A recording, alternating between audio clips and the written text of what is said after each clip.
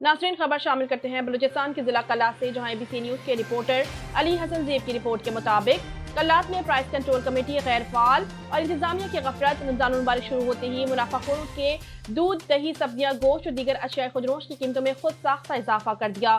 गरीब और दिहाड़ीदार तबके मुनाफाखोरों की महंगाई से शदीद परेशान।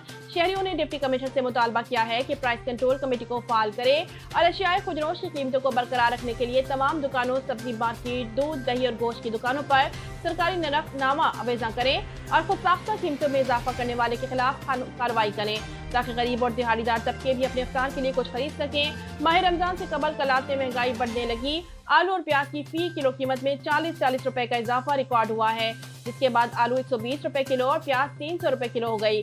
सब्ज मिर्च की फी किलो कीमत 200 से बढ़कर 320 रुपए फी किलो तक पहुंच गई, जबकि टमाटर की फी किलो कीमत 100 रुपए का इजाफा हुआ है।